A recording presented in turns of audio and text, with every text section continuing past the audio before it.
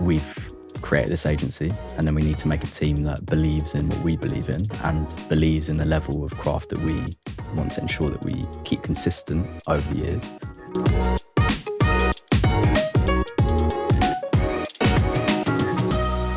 Hello, Studio Drama. How are you guys? Hello. Very well. Can't complain. Love that. I wondered if we could start by you introducing each other, if you wouldn't mind. Ooh. You've been working together for a long time now. Surely you can pull this off. I think we can. Who's going to go first?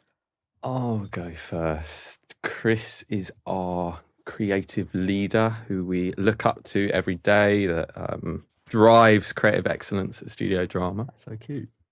That's Thank you nice. very much.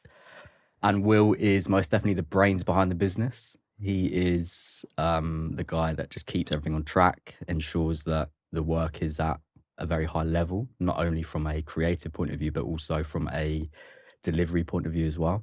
And also the guy that keeps all the behind the scenes clean and ticking over, which is a very big role at a studio like ours.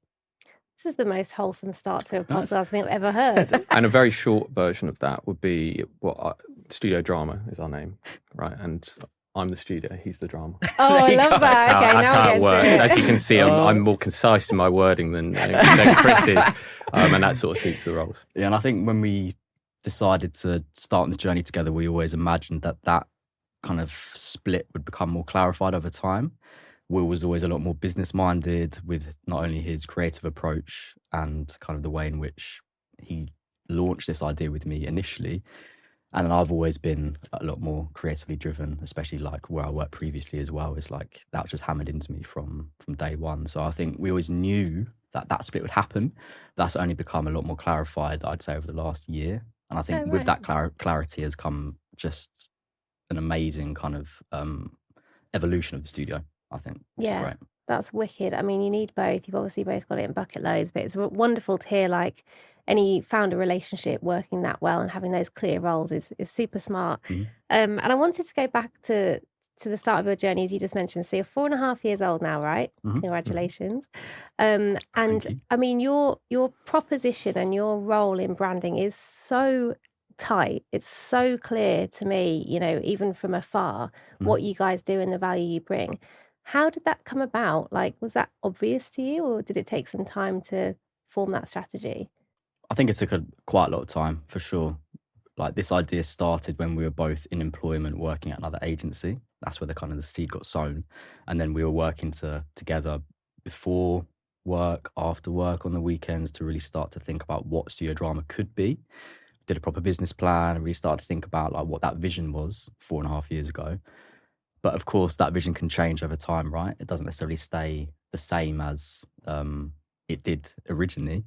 And then I think over these 4 years is like we've really enabled to clarify what our positioning is. When we first launched, it was very 50-50. It was like, we're going to create an agency that does brand design and brand creation, but also does typeface design. Okay. And trying blending those two spaces together to create what we call now a brand-led type foundry. But back then we were trying to kind of do everything for everyone, which I think a lot of people try to do. You know, you want to service everyone and be able to do all these things.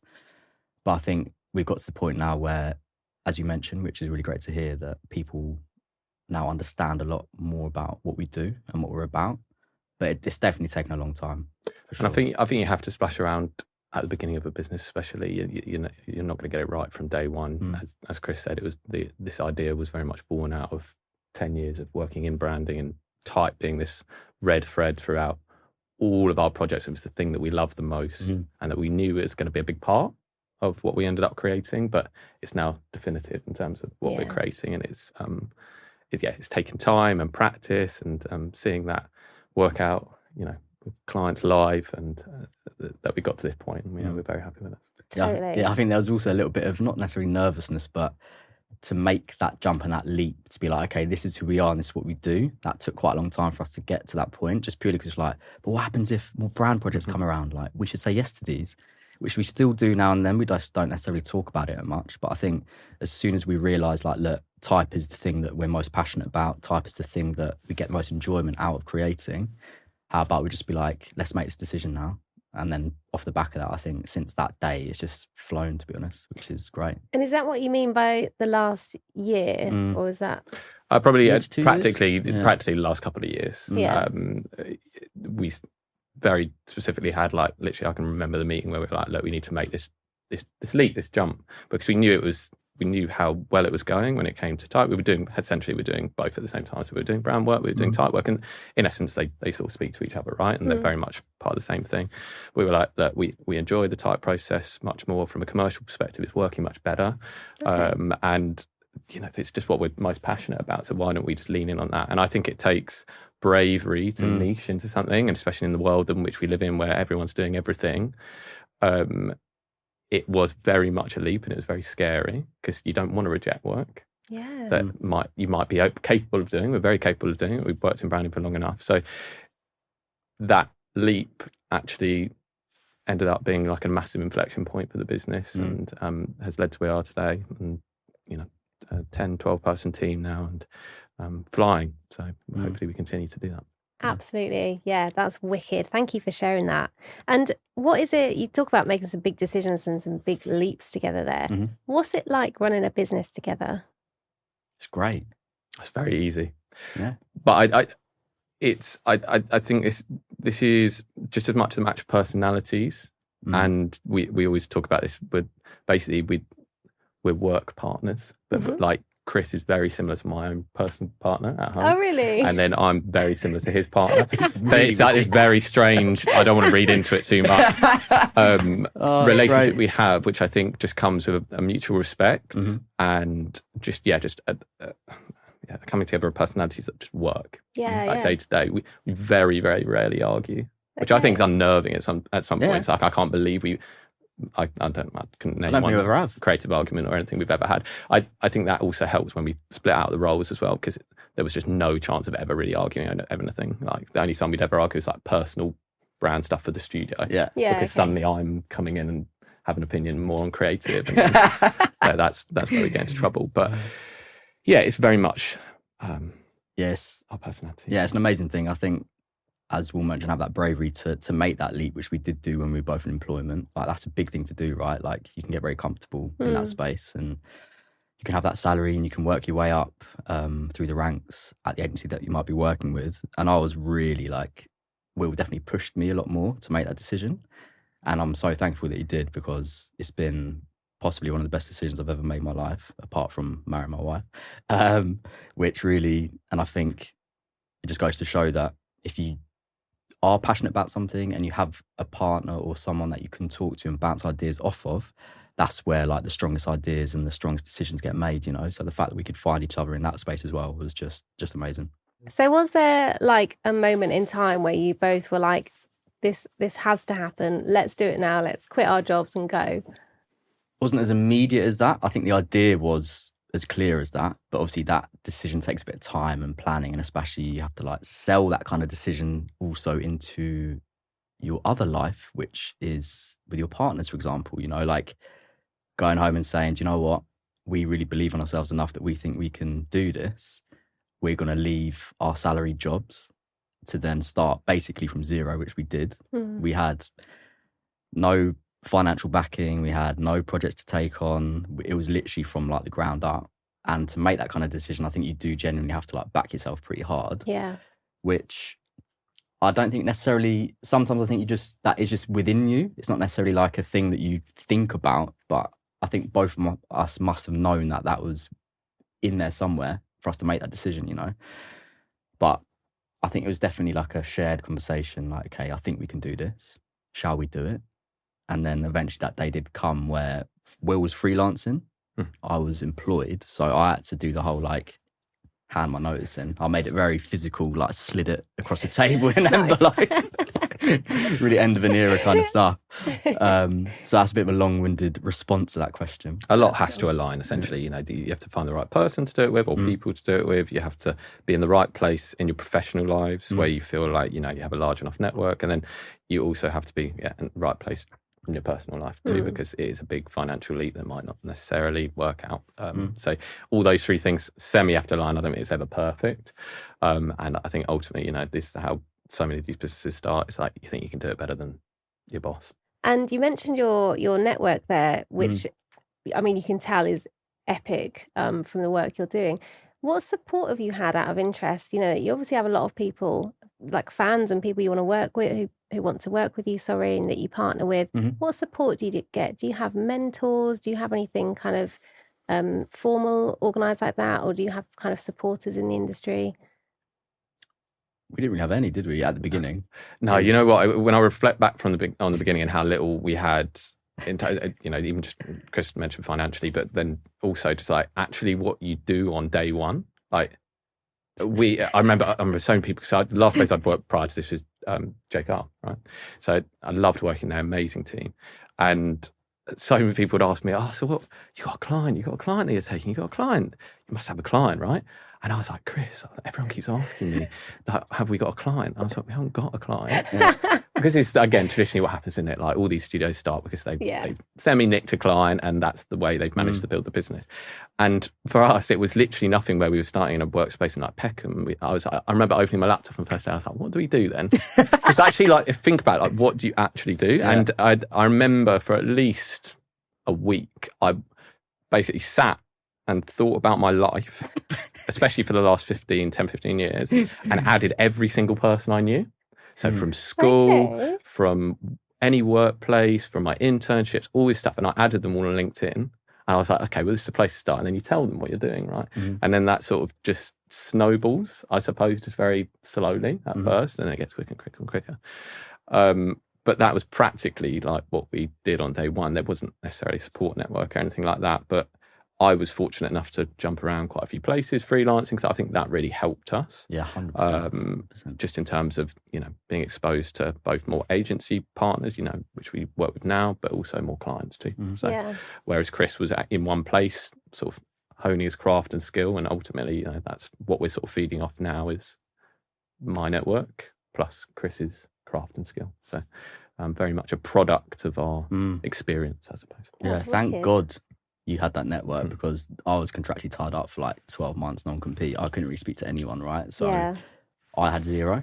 Thankfully, we all had lots. And that really set us up for success in the early days as well, which is amazing. Yeah, that's wicked. And you mentioned their agency partners and clients. Do you work direct with clients then? What are some examples of that? That's a growing part of the business. I'd say probably 80% of our collaborations are with agencies still, both like comms agencies and also branding agencies. And there's more projects coming in now direct with brands, which is great. Super exciting. They're a very different kind of project, just because a lot of the time there's a lot more education that has to go into that. Because, you know, when we're working with agencies, like, we're speaking the same language, right? We've come from the world of brand. We understand. We all know what that goal is together. But then I think working direct with brands, sometimes you have to do a little bit more educating. But again, that's more rewarding, I also believe. The fact that you can almost like bring them along on the journey a little bit more, which is slightly more familiar when you're working with branding agency or advertising agencies. You mentioned the word kind of like fundamentals or foundations of what you do. And we are here to chat about creative excellence. So I wanted to know, in your words or at Studio Drama, what are the foundations of creative excellence when it comes to what you're making? I'd say craft for sure. Number one for me personally. We always want to ensure that level of craft is as high in every single project that we take on, no matter how big or small that is, whether that's a much lower paid job to a much higher paid job. It doesn't matter. The craft always has to be high. And I think there's always a level of scrutiny because we're doing one thing very well. Here. So we're doing one thing excellently, let's say. And we were so used to working within branding, and I always think of like those columns that you get sort of in Miro as your or whatever Figma that you're sorting for a brand identity. You've got logo, colour, type, icons, etc. And we're just absolutely smashing that one column. I'd say passion is another one. I think we have a very, very passionate team, and everyone really, really cares about what they do. And they all care about the level of craft as well. So that's like a shared principle, I think, across all aspects of the team, from the type designers to the project managers to the business director. Like, there is just that level of craft with everything. It's not just craft as a focus on the creative output. I think it's the craft of how you manage the projects and the passion that comes within that as well. So craft and passion for me are like the two things that seem to come together the most, for sure.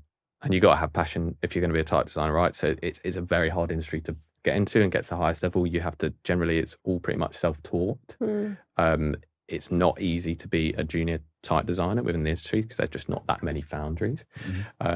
So it's very much passion driven and done behind the scenes, and you might be a brand designer by day and you're a type designer by night. So we love meeting type designers that are self-taught and have that passion because they bring it to the workplace and they bring it to the work ultimately.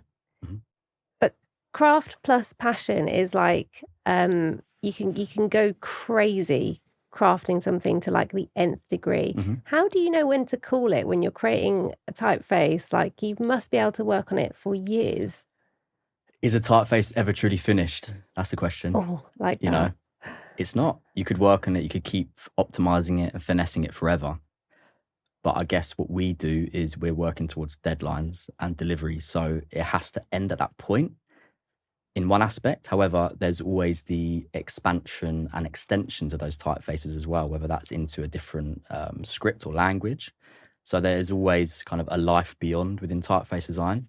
But yeah, to your point, the question around like craft and passion and whether there is an end point there, I'd say the answer is no. But then the answer is also yes, based on when you have to deliver that asset. Yeah. Deadlines, right? Yeah. We create type at the speed of branding, essentially. So we have deadlines that we have to meet within, ultimately, a brand identity process that we may be slightly in control of, or largely when we work with agencies is out of our control. So we have to ultimately work to those dates. I think that helps us as well, helps us make those decisions quicker, helps us get to those endpoints quicker.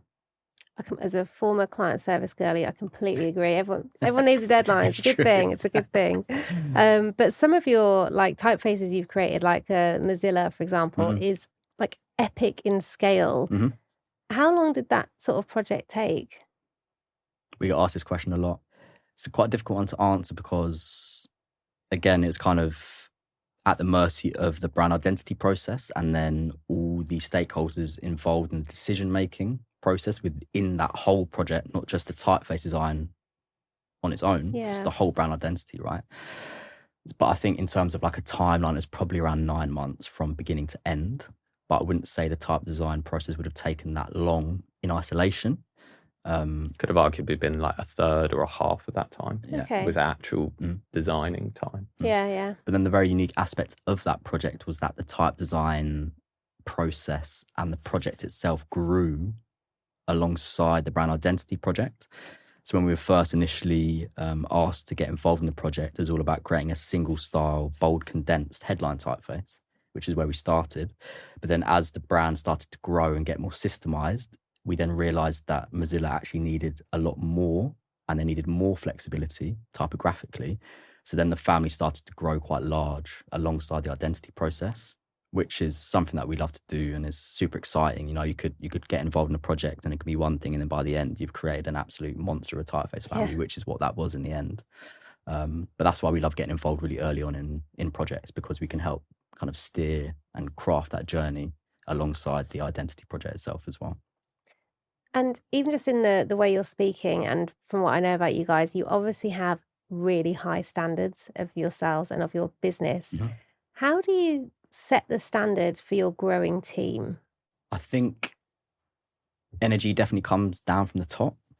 So whether that's from like a positivity point of view, like we really pride ourselves on having a very positive atmosphere at the studio. And I think that positivity will then breed, I hope, like a very high level of craft within the work that we create. And it's not to the sort of detriment of the working environment either. So I can count on sort of one hand how late the team have had to work past 6 in like 4.5 years. Like we pride ourselves on getting everyone out of the room as quickly as possible at 6 o'clock.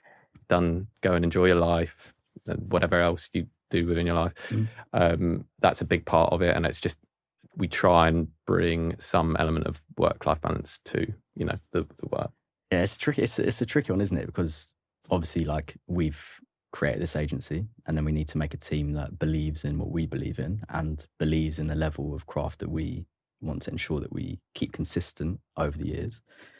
which we're working very hard at doing. And I'm super like thankful and appreciative of the team that we have right now. Just they're amazing, like so talented. Every single day, like I don't think I've ever been as impressed by a group of people in my life. It's just such an amazing environment to be in.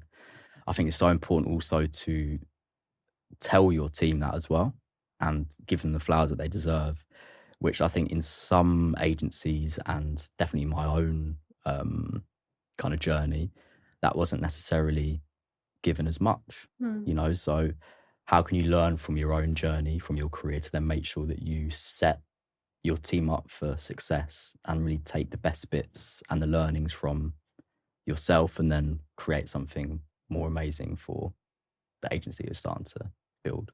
And that's a hangover from the old guard, you know, in terms of behaviours within the workplace and how work was produced compared to a new generation, definitely in the last sort of 5-10 years especially, that encourage work-life balance and bring positivity to the workplace and want everyone to be happy because, surprise, surprise, people make better work and enjoy being there if, you know, everything's nicer. That's Who true. you? What? No, I think positivity is so important. And as I mentioned, like positivity does come from the top. And I think if you're the leaders within your team, turn up every single day with a positive attitude and try and keep that atmosphere as kind of happy as possible, then I think that's just going to make for a much better product and output in the end. Yeah, that's really nice. And you mentioned your environment there. What's your studio like? What's the vibe? Tell me. Ever changing. Yeah. Is it? So yeah, no, we have an amazing little workspace just outside of Hoxton Station, sort of shared sort of unit, but our own sort of isolated studio within it. It's great. It has it's a bookshelf. It does. It has some prints on the wall. I'd love it to be a lot better though. So we're working on that a lot at the moment. We've been fortunate enough to, you know, keep growing as a team. So every time we're having to keep moving and we're constantly sort of unpacking and packing boxes. So Got it. we got big plans for that sort of hopefully later this year to get into a much more versatile, better space with that will actually fit our needs and everyone be even more excited to come to every day. Yeah, because we keep outgrowing the spaces. We're doing this really silly thing where we grow like another team member. So, okay, we need just a little bit more space. But we don't really think about, okay, what happens if we need to grow like 4 people, which has basically been happening over the last year.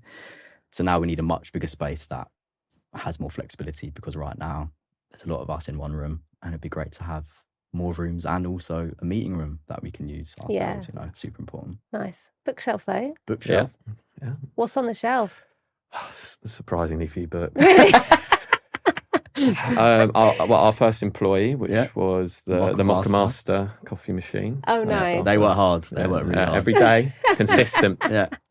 Always turn up. Yeah. Oh, that's good. No matter what. That's good. The jug is full. I love it. You're so humble with the bookshelf. I love that, by the way. It's nice. And like zooming out, we have to talk about the age of typographic distinction, which is one of your incredible talks that you delivered for us, and you've done at like Typo Circle, right, and a few other places. And you introduced us to the Sans Demic. Why have brands been sleeping on custom type? What's been the hold up? So custom type has always been there. It's just there's never been such a spotlight on it. And I think that is also a kind of, I think the level of craft is so high now, right? We were talking about this yesterday. It's like there's such like a small band of true creative excellence right now in the industry. So I think everyone's fighting for attention. Brands want to own everything. Brands want to be memorable. They want to be distinctive. So previously where you were focusing on creating distinctive assets like your logo, your color palette, your art direction, your motion design principles, type was kind of there, but it was never really at the same level because people were still licensing typefaces from retail foundries where potentially their competitors were using the same typeface. Then you have the same voice as someone else. But now there's such a spotlight on everything being as distinctive as possible that type has now made it up to almost, I'd say, like one of the most important distinctive assets out there right now. Often with a rebrand or a refresh or whatever you want to call it, the logo can't be touched. Yeah. especially with the more legacy brands. So then you have to look at other elements of the toolkit. Okay, like what can we affect here that, just really like driving distinction and, actually working hard for us. And tight tends to be the next best thing because ultimately it covers the vast majority of applications. It's generally seen a lot more than a logo is, than color palettes are, than photography is. So it is a sensible use of budget and time, in order to sort of drive recognition for that brand. Yeah. See, I think it might, in answer to your question, maybe just like a little bit of laziness, getting to a quick decision. Like, can we find something off the shelf that kind of aligns to the brand strategy that we create, kind of aligns to some of the characteristics that we have within the brand toolkit? But now I think people are just really doubling down on the craft and the ownability of all their assets. So I think that's why it's definitely become like one of the most important tools within the toolkit, for sure. And I think it just comes from a few things that people tend to think, a few myths that people tend to think about custom type is that it costs millions of pounds, it takes 3 years, and it's sort of none of those things. It can be more affordable. You change the scope, you make the scope smaller, you can have like a far more affordable piece of custom type if you reduce the character set, you make it single style, whatever it may be, and it doesn't have to take ages and cost the earth. So this is a big part of sort of our mission in terms of educating agencies and sort of direct client partners as well, that it can be, as I said earlier, at the speed of branding as well. So it doesn't have to be this separate work stream that takes forever. You mentioned there, like industry-wide, a few things that are happening. And I'm really interested to get your take on, you're a bit of an eagle eye and involved in so many people in the industry and so many agencies and businesses in terms of branding. What do you think the design industry should be doing more of and less of? Positivity would be nice. I think we're seeing, I'd say perhaps a bit more. Everyone's got off Twitter now, so it's like there's less. Well, most people are off it. So I feel like more broadly we're seeing this across, I don't know, the likes of Brand New and publications like that, where we're seeing, I would say, far more positive reflections on projects. I know you heard Chris talk about how we sort of enable positivity within the working environment. So we'd love to see that sort of more broadly across the industry. More love, less hate. Nice. And how was across your time, obviously working in agency, working freelance yourself, Will, how has your perception of what is excellent changed in that time since you were at uni, maybe? I think the idea of excellence changes throughout your career.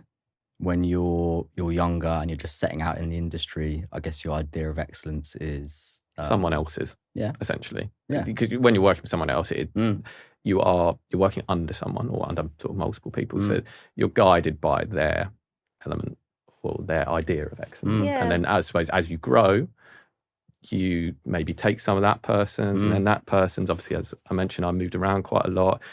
That Chris worked under Neville Brody for a long time, so he had his own version of excellence. And then in a way, us two then meet, we then combine whatever excellence is to both of us then, and you sort of form your own path, I suppose. And that's the beauty of it. That's the ever-evolving nature of it. You've then got all of the sort of environmental aspects that we have going on within industry.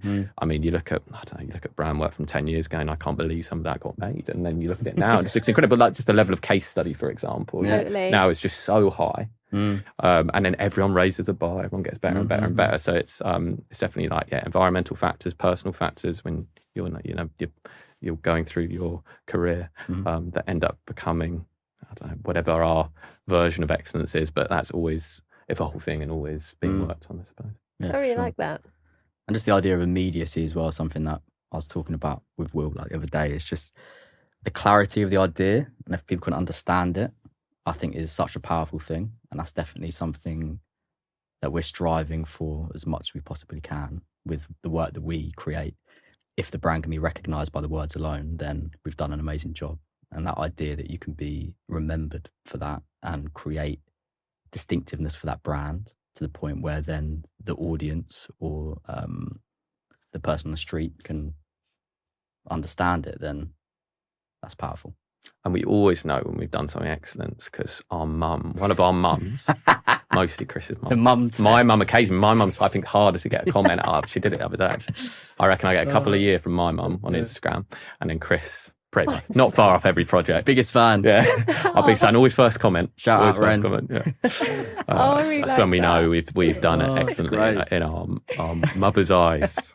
I mean, you've got quite a gift, really, because I feel like no one's mum really knows what they do, but you can literally point at at the type that's on the shelf or whatever, and that is actually what you've done. Yeah, nice. Yeah, that's one of the coolest things. I think that's early on. That was what we always talked about, was like a big goal for us. I think it is quite broadly for a lot of creative people in terms of just reach and finding the sort of broadest audience and your work affecting the broadest audience. And the ultimate test is if your mum notices in the shop or recognises the brand, you've done pretty well, haven't you? So Things that always very physically proud. exist. Yeah. Not mock-ups, like type on a product, on a shelf, on a sign.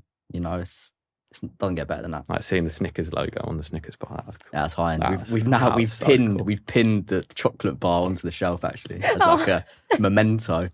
That's nice. Yeah, it means a lot, doesn't it, to see your work? 100%. Like, I think it's very easy to just keep churning and moving on to the next thing without really reflecting on the amazing things that you do in your career. And I think we could definitely improve on that as well. But I think it's such an important thing to do is reflect. Like every year we do like a yearly, almost like therapy session with the whole team to really unpack what has actually happened. nice. And last year's one was unbelievable. Like we went through all the projects that we did. We then spoke more openly about what worked, what didn't work, what were the challenges, what the positive aspects of it. And I think that's such an important exercise and one that we're going to continue to do because it's very important to reflect on success because it's very easy to just move past it, I think. Yeah, totally. Especially when you're raising the bar for yourselves along the way as well. Something you got to remember how proud you felt of, those case studies we produced 10 years ago. We might not love them as much now, but you've got to bottle that pride, right? And keep that. 100%. Very important. Yeah. And we've spoken about who admires you guys, which is all of the industry and Chris's mum. Who do you guys admire and look up to? So admiration. Admiration's it's an amazing word, I think. I think you could admire a lot of things in this world. But I think my answer to the question would be I really admire the people that have the courage to take the leap or take the step, whatever that is, whether that's an idea, whether that's a business decision, like in our case, whether that's something that you feel passionate about. That's definitely an inspiring place to be and something that I definitely admire in people, for sure. I know we were speaking the other day about how much admiration we have for our team as well, for sure. And I know you had a lot to say about that. Yeah, Chris has already touched on it, but they inspire me 100% every day. I think we're lucky to surround ourselves with people. I have no idea how they get to how they do within the sort of excellence of the work every day, and I'm always just blown away by it. And I know Chris is too. So, very much admire our team and how they work every day. I admire you too. And are you? Do you want me to leave? This is so nice. I don't take compliments that well. So that's quite difficult for me. And admire you guys as well for what you're creating, Like, I think you always want to think about what's like the next thing, what's the thing that people are going to remember you by. And I think if you can, again, like taking a step to do this wasn't necessarily like something that you maybe planned at the beginning of your business, but I think it's like always come up with new ideas and pushing the boat out and having the confidence to try new things. I think that's admiring too. So big up for doing what you're doing. Bless you. Thank you. I mean, you're talking my language in terms of bringing more positivity into the industry. And I really feel like most people want to help each other anyway. It's true. So of course I want to chat to interesting people with my day, and people are up for it, So you're totally speaking my language, and I don't mean to like bring us down a peg or two, but I did want to bring up failure. There's no obvious segue from this lovely chat. But for all of the wonderful, incredible, impressive things you guys have done, there must be some drama behind the scenes, right? Has there been anything that's gone wrong? You've got a great one. Well, when I think of that question, I think of like the first job I ever did in my career. Okay. And it was a publication. It was like a print publication. So when I was doing more sort of graphic design and print, and it was a publication for a fashion course, Middlesex fashion course, and I quite literally spelt the word fashion wrong on the front of this publication after printing 3,000 copies or something. No. And this had been proofread by so many sort of tutors, collaborators and things like that, and no one had spotted this the fashion spell wrong. And we ended up printing off loads of stickers, like spelling it right. And it looked awful. And just remember the feeling. And I suppose that just, because it was like my first job, it literally couldn't have been, I had no jobs before that, like actual jobs. That's why that one sticks in terms of a failure or a traditional failure. And I think, I don't know, what I learned from that, probably just to triple check, spell check everything. Something like it's all in the details, right? And I think like that you can very easily overlook that, but then it has such a massive like repercussion of that, missing that detail. And I think what we do is so detail driven, so we need to be like really in the details every single day. So for sure, that's like a massive learning, which has helped us. I feel like that wouldn't happen now. I feel like Chris would catch that, right? Yeah, I mean, that probably goes to show why Chris is doing what he's doing, I'm doing what I'm doing. But we all make mistakes. Yeah. We all make mistakes. I think more broadly though, across drama, less big failures and more just smaller ones that you learn along the way. And when you do fail in whatever size and scale that takes, it is more memorable, and you do end up learning far quicker than just being success. Yeah. So it's a bit of a cliche, but failure does help you grow a lot quicker. 100%. So important. Yeah. I'd say, again, thinking back to first job too, and just not necessarily failure, but having to work to a very high standard all the time, especially when you're working for a name, you potentially feel like you're failing a lot just because you're not necessarily hitting the mark. And that was definitely something that I felt within my own career. But I think that has then created a little bit of a monster in myself to then really ensure that the level's really high, and then also ensure that I tell my team how well they are doing, and the fact that you can take something good out of a bad situation, right? If you feel like you're always failing, you're not necessarily doing a good enough job, you're going to keep pushing and make your work as good as it can possibly be, from the single idea to the deck to the print piece to the typeface that you created, to the way in which you can sell your idea. I think that's such a powerful thing as well. So like, not necessarily failure, but being pushed to be better. I think that's definitely something that I felt and have grown into over my time and in my career. That's really nice. And I can tell that you're both always, like they say, raising the bar, upping your standards, learning as you go. Super admirable stuff. So I'll end on what's next for drama? What have you got lined up? What are we going to see next? We are exploring what retail typefaces look like for drama. Okay.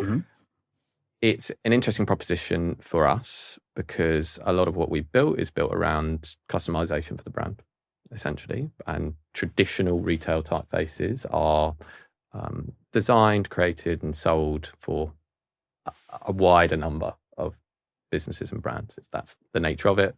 You appeal to more people, you sell more units of type. We're trying to think of it a little bit differently, and it is a very exciting proposition that we're coming up with at the moment and developing, which hopefully be out towards the end of this year, about how to make the sort of the most customizable experience within a retail environment. So hopefully captures more of a market and it makes custom type more accessible for brands that may not be able to afford it or not be in the place from a time perspective or financial perspective. So yeah, an exciting development and hopefully innovation within our industry that we're sort of teasing at the moment, but will become real, towards the end of the year. I'm really excited about that. That sounds wicked. Watch this space. Awesome. Are we nervous? Are we excited? How are we feeling? Super hyped. Yeah. Yeah, it's going to be amazing. I think it will work, and I think it will be, hopefully a big innovation within our industry, and again raise the level within type as a whole. And it's something we've been talking about from day one, right? Like, normally foundries do things the other way around. So they come out with a retail library and then do custom work. Yeah. Where we launched custom from day one, and now we're thinking about what does retail look in that space. So I'm super excited about it. It's been bubbling away for a long time, and I think this year is finally going to be the year that we launch it, which is cool. Amazing. I'm so excited for you guys. It will of course be successful. No doubt about it. I can't wait to see more about it. But thank you so much for your positivity and your Thank energy you. today and your insight. I've really enjoyed chatting with you both. So yeah, thank you. Thank you. Thanks so much.